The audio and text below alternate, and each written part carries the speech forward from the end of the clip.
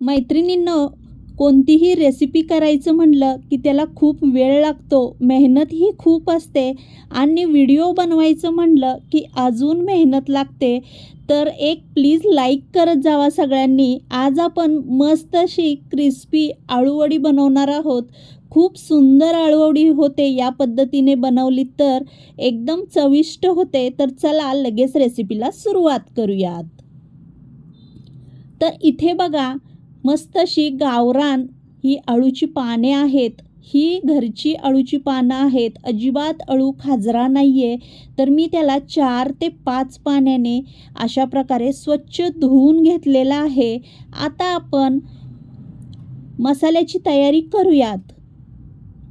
तर बघा, मसाला बनवण्यासाठी इथे मी हिरवीगार कोथिंबीर घेतलेली आहे. एक गड्डा लसूण सोलून घेतलेला आहे. हिरव्या मिरच्या, जिरे आणि थोडेसे धने घेतलेत. धने आणि जिरे थोडेसे हलके हलके असे भाजून घेतलेले आहेत. आता आपण हे सर्व असं जाडं भरडं, जास्त बारीक पण नाही, चवीला असं दाताखाली आलं ना खूप छान लागतं. जाडं भरडं असं आपण हे आता मिक्सरला लावून घेणार आहोत. जर तुम्ही खलबत्त्यामध्ये कुटणार असाल तर खलबत्त्यामध्येही कुटू शकता. तर आता चला मी पटकन हा मसाला मिक्सरला फिरवून घेते.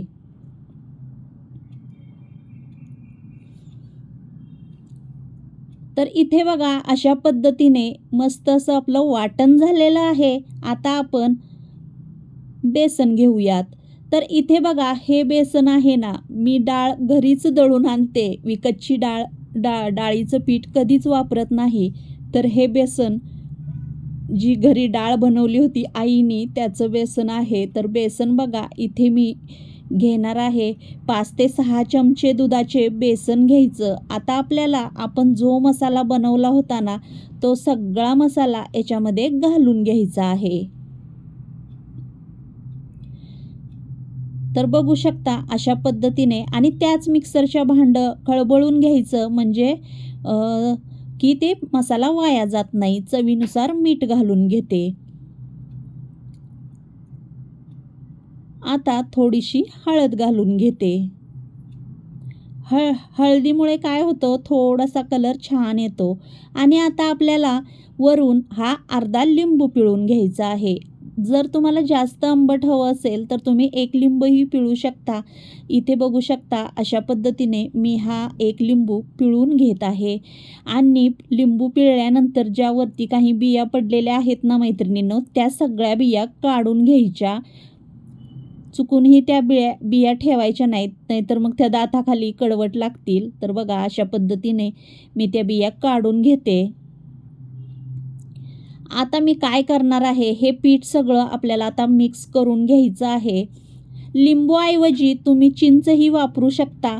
माझ्याकडे आता चिंच नव्हती म्हणून मी लिंबू घातलेला आहे.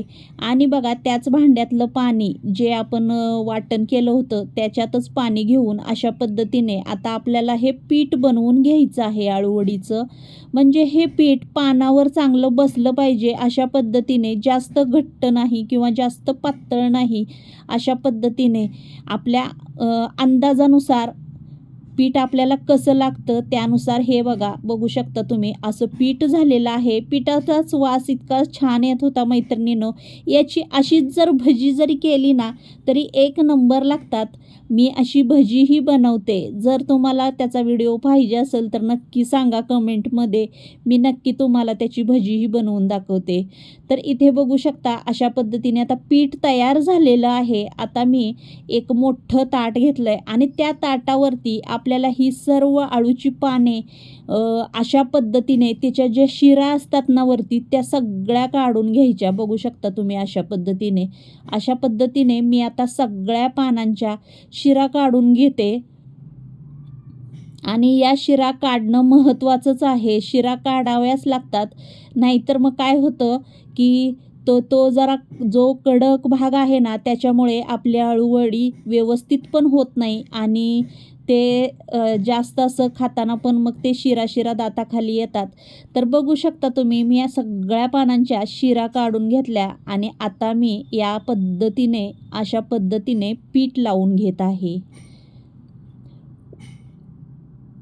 आळूच्या पानांना पीठ लावण्याची पद्धत 2-3 प्रकारची आहे. एकावर एक पान ठेवून पण लावू शकता किंवा एक सरळ एक या बाजूला एक त्या बाजूला असंही करू शकता. पण मी आत्ता तुम्हाला ही सरळ पद्धतच दाखवणार आहे. एकावर एक आळूची पानं ठेवून पुढच्या व्हिडिओमध्ये तुम्हाला मी ती दुसरी पद्धतही दाखवेन. तर इथे बघा मस्त असं आता मी पीठ लावून घेते. सगळ्या वड्या 2च लेहर 2 किंवा 3 लेहर होतील, कारण पानं कमी आहेत आळूची. आणि अशा पद्धतीने जर केलं ना की मग त्याचं काय होतं की एकावर एक आळूची पानं ठेवून की मग त्याचे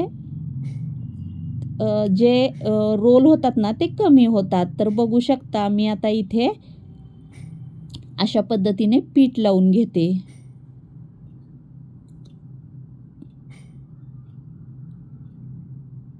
तर इथे बघा आता मी पीठ लावून घेते आणि त्याच्यानंतर अशा पद्धतीने आता मी त्याचे रोल करणार आहे. रोल बघू शकता तुम्ही. मी आता शक्यतो रोल बनवताना थोडं थोडं हाताने असं प्रेस करायचं आणि जो गणग्याचा भाग असतो ना मध्ये, जो आतला तो ज्या शिरा काढतो आपण, तो जर काढला ना की बघा आळूवडी अजिबात म्हणजे तिथं पान तुटत नाही, फाटत नाही. अशा पद्धतीने छान होते वडी. आता मी दुसराही पटकन बनवून घेते आणि बघू शकता जवळजवळ 15 ते 16 पानं होती. त्याचे 2च छोट्या पानांचा एक रोल आणि मोठ्या पानांचा रोल झालेला आहे. तर इथे आता मी आधीच पाणी गरम करायला ठेवलं होतं आणि वरती चाळण ठेवलेली आहे आणि चाळणीला पाण्याला चांगली उकळी यायच्या आधीच थोडंसं तेल लावून घ्यायचं, नाहीतर नंतर काय होतं वाफ लागते. तर मी आता हे थोडंसं तेल सगळीकडं पसरून घेते.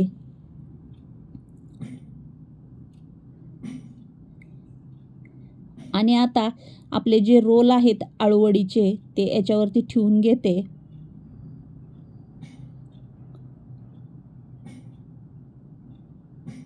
तर बघा अशा पद्धतीने आता मी याच्यावरती झाकण लावते आणि जास्तीत जास्त 15 मिनटं आपल्याला आता हे उकडण्यासाठी ठेवून द्यायचं आहे.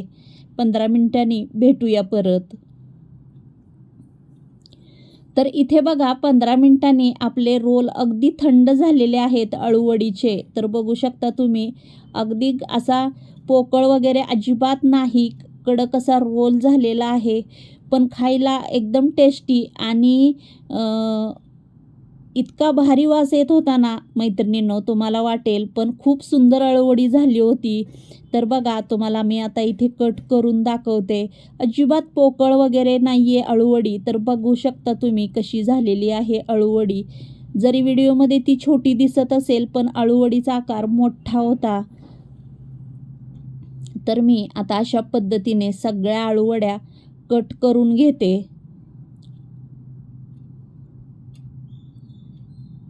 कोणाकोणाला अशाच खायला उकडलेल्याही आवडतात आणि कोणाला तळून, कोणाला फ्राय करून. तर खूप टेस्टी लागतात आणि प्रवासामध्ये न्यायलाही या आळूवड्या टिकतात.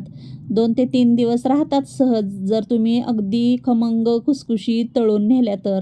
तर इथे बघू शकता मस्त अशा आळूवड्या आपल्या तयार आहेत.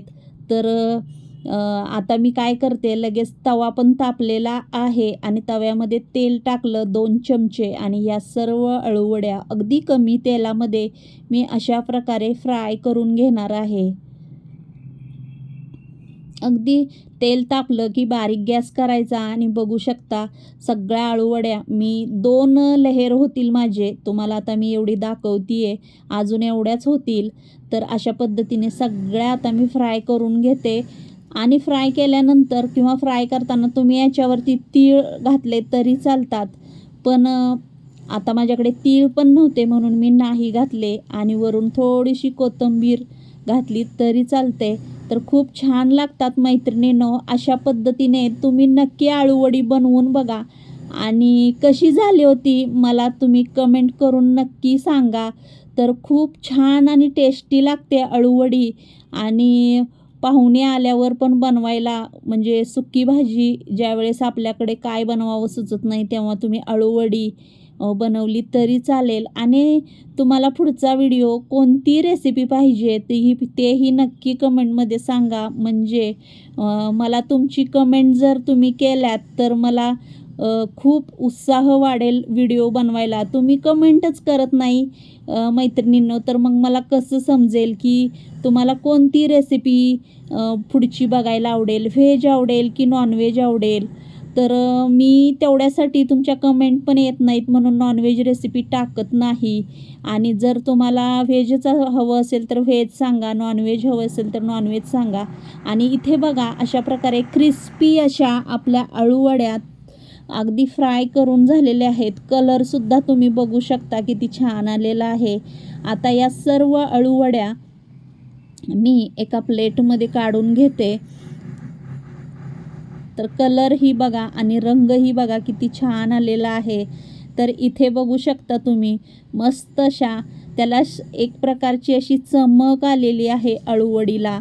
खूप सुंदर अळूवडी झाली होती. आणि तुम्हाला आजची ही माझी रेसिपी कशी वाटली नक्की कमेंटमध्ये सांगा.